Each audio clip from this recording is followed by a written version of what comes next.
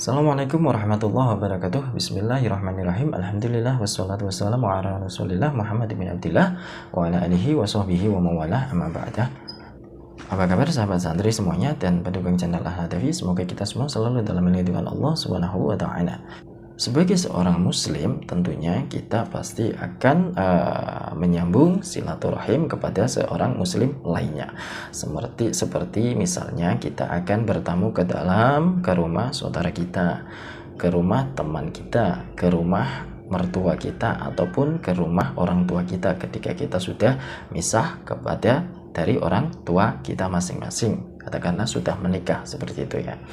Nah, di sini di dalam Islam dijelaskan ada beberapa waktu yang sangat dilarang untuk melakukan atau untuk bersilaturahim pada 3 waktu tersebut. Jadi ada 3 waktu yang memang dilarang di dalam Islam untuk melakukan silaturahim pada waktu tersebut, entah itu ke rumah teman, ke rumah saudara, ataupun ke rumah siapapun. Itu usahakan kita tidak melakukan bertamu kepada waktu 3 tersebut ya. Yang pertama itu adalah waktu sebelum subuh.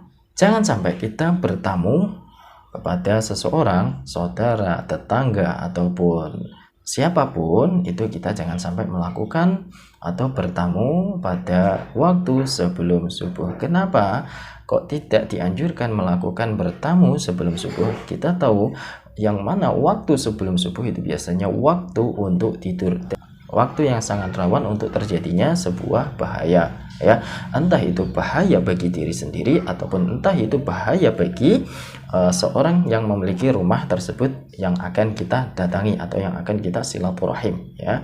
Jadi sebagai seorang muslim, untuk alangkah baiknya kita harus menghindari untuk bertamu ataupun bersilaturahim pada waktu sebelum subuh ya.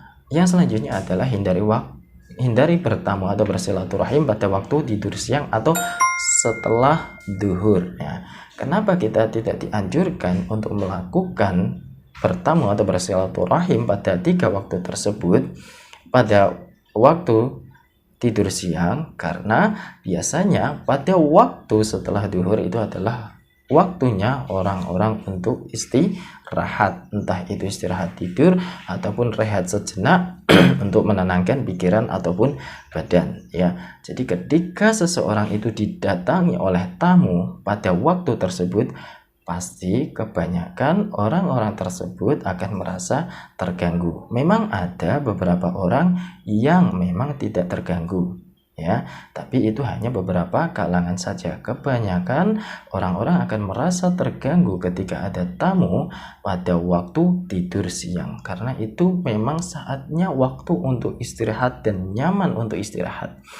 Jadi ada sebuah penelitian, seseorang yang melakukan tidur siang cenderung dia akan lebih cerdas. Karena apa? Otaknya akan lebih fresh ketika untuk mempelajari sesuatu ilmu ya, ilmu apapun itu, dia akan cenderung lebih cerdas. Maka usahakanlah gunakan waktu itu untuk tidur siang. Nah, untuk seseorang jangan sampai bertamu pada waktu tidur siang atau setelah waktu duhur ya.